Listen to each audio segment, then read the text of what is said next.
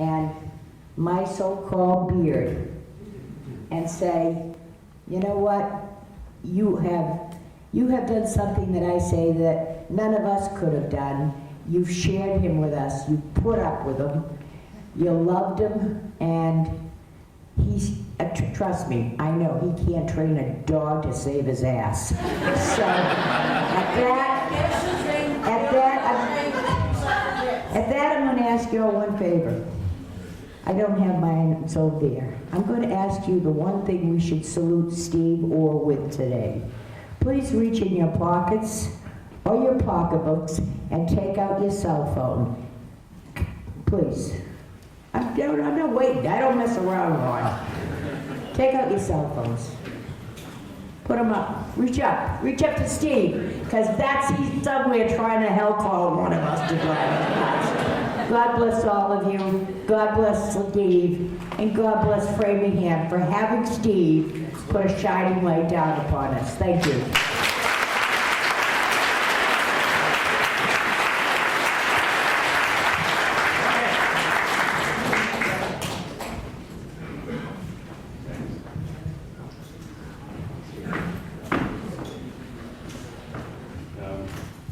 So my name's Steve as well, and I met Steve in Helsinki, in Finland, where he came in the mid-90s, and then that's right, Steve and Christine, and then through Steve and Christine, I met my wife, who's had to leave unfortunately, but I wanted to share one story with you, just to kind of capture. I'm going to miss his voice. You know, somebody mentioned his voice. So whenever, he was a good friend of my wife's late husband who was killed on 9/11 and became a friend of mine too, Chris Zarba. And so whenever I called Chris Zarba, he would say, "Stephen," like that. Whenever I called Steve Orr, he would say, "Stephen." So in the aftermath of 9/11, Steve and Christine were a great support to Sheila, who's now my wife. And one time he was over, and yeah, some of you might have seen this one on Facebook. So you know, dignitaries were calling. We had Ted Kennedy call, and a Cardinal Bernard Law called from the Catholic Church. They were Catholics, and we are Catholics. And so Steve answered the phone. I think Sheila was upstairs. Steve was not big on religion. So he, you know, the Cardinal says it's Cardinal Law here for Sheila. Is she in? Sure thing, Padre. And I'm sorry, I can't do an American accent. I'm from Scotland. So, and then he turns away and he shouts like this: "Hey, Sheila, there's some guy on the phone calling himself Cardinal Law." She nearly died. She came running down the street. Steve, it is Cardinal Law. You didn't have that. You really did think it was a family member. So. Right. He thought it was Uncle Joe pulling a prank. Not that much. Right, as Uncle Joe often did. So we forgive Steve for that, but it was classic, the classic Steve-O. But I'm going to miss him, and I like to think that he's up there right now, having great conversations with Chris Zarba, because they were both generous people. They loved others. They loved people.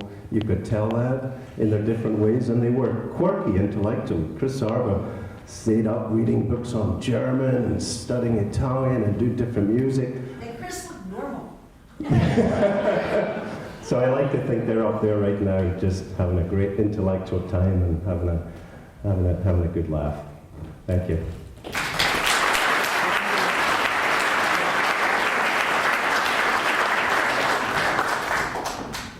Okay, other people here? Okay.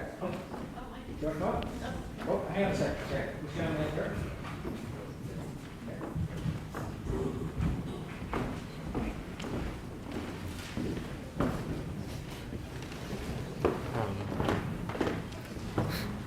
Here's the microphone.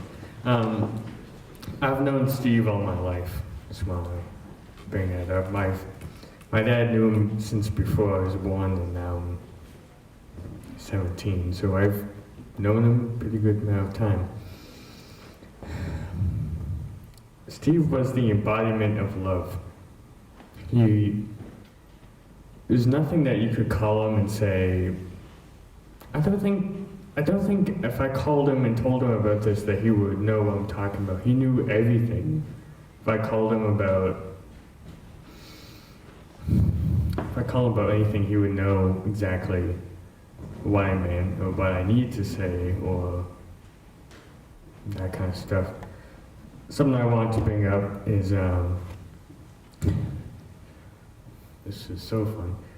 We went to some restaurant that I don't know the name of, thankfully, and we went there and Steve loves spicy food. I mean, he could kill for spicy food. So we went there and we were ordering food, and he calls over the waiter and asks, can I get some food? And the waiter comes over and he's like, how hot do you want the food? And he pulls his tie down and says, hurt me. I got inspired by that. Not the smartest thing I could have thought of. And so I call over and get this salsa of doom, or whatever it's called, and it's this white sauce. And my dad's like, no, don't do that. So I take this chip, and he says, take the chip and take the smallest edge of the chip and just dip it gently in there and then try it. So of course I take the chip and dunk it into this sauce. And Steve's standing there like,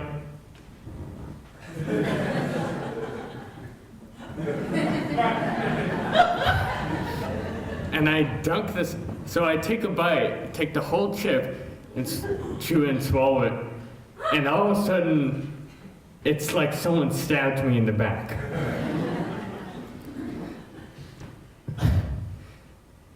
And Steve's there, and he's saying, I told you. So, I put my napkin down and rush over to the bathroom and take probably...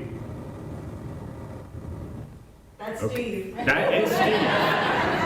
He's trying to speak to us through the thing. So I would run over to the bathroom and grab all of the paper towels, and they're not the good kind of paper towels, they're the bad kind.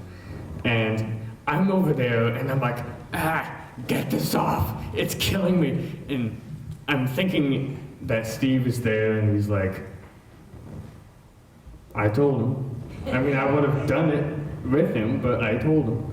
And I get back and I sit down, and he's there with my dad and my stepmom right there, and I sit down very casually, and I'm like, okay, let's do it again. And he's like, no, don't do that. I'm like, why?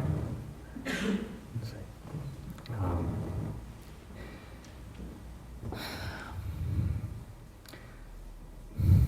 when I got the news on, today's Saturday, right? When I got the news on Thursday night, to quote Van Aertsen, it's kind of like you feel like you're standing and all of a sudden you're tied to weights. You can move your hand and it feels like this is your hand and it has a certain amount of weight, and it's like you cannot.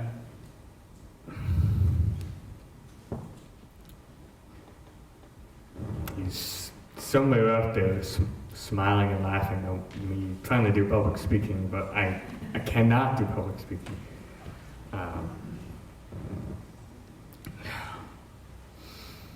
he loved all of us.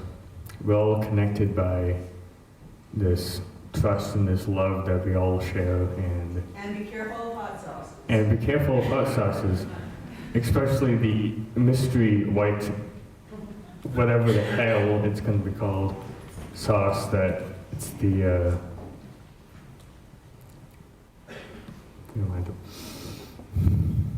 Steve's all watching this, so.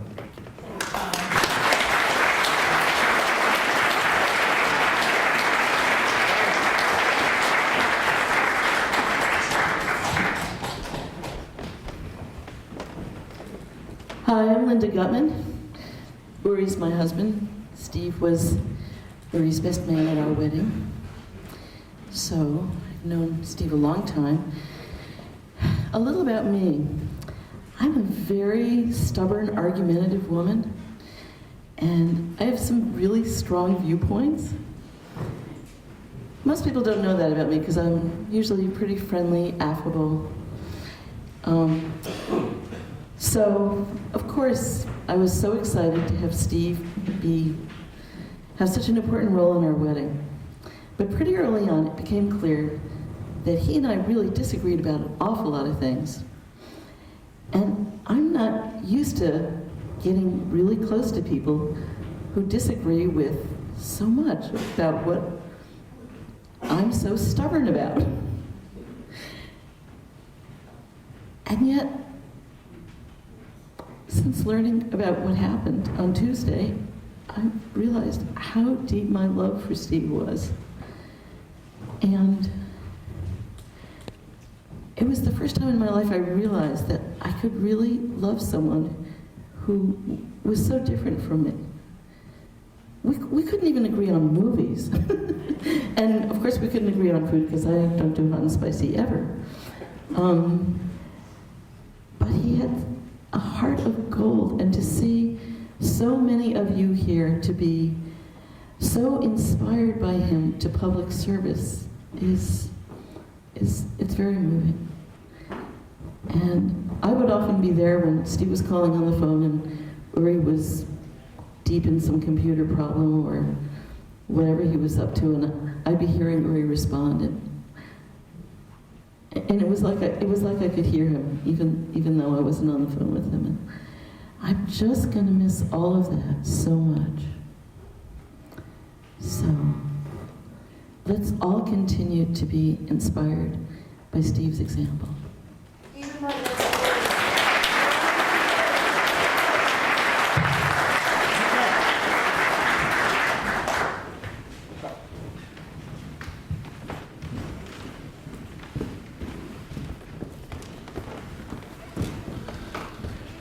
I just got back very late from a long, cold trip to Wisconsin. I wasn't going to speak this morning, I didn't really prepare, but I have to say something.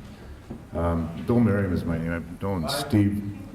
Hold the mic up. I'd like to thank Chris Katsiopoulos for his massive denuding of the hill and the mudslide that covered the vernal pool, because that's what really got Steve fired up about community participation in Framingham. And work together on conservation. I'm not sure why we work together on the Conservation Committee sometimes. The commission was a little bit shocked when George King appointed Steve, and I'm not sure if because he thought it was better to have the, the nose of the camel not peeking from outside the tent in, but to get it into full sight. And Steve was always entertaining, not always attentive. He was like many brilliant people, he had a short attention span when topics bored him. And the mundane bureaucracy that the Conservation Commission goes through sometimes, I think we all acknowledge. We wish Steve was with us 100% rather than with his PDA or later his phone and so on. One of my favorite memories of classic Steve at one of our meetings was someone who had a neighbor cut a tree that belonged to him on his property. The neighbor cut it because it interfered with his satellite dish and felled it into a stream, and that's a violation. It had to be removed, and unfortunately the homeowner is responsible. And the resident just finished reading about a 4 or 5 minute letter from his attorney to the neighbor saying, there's going to be costs here, and I take care of it, but you got to do it. And Steve looked up when he finished reading the letter into the record and looks at the resident and said, you should really think about getting an attorney. The second to last time I saw Steve, he needed to drop his van off again and asked for a ride home after our Concom meeting. And he was telling me, sharing about, he'd had some lean times and had just gotten an exciting new contract that he really felt was a natural fit for him and his skill set. And he was looking forward to that stretching beyond the original term, and very optimistic about it. That was the second to the last time. The last time I saw him was at our last meeting, and we had a fairly contentious hearing with an attorney who was, in my view, creating smoke screens and dragging red herrings left and right and trying to distract everyone from the real issues. And the evening was wearing on, and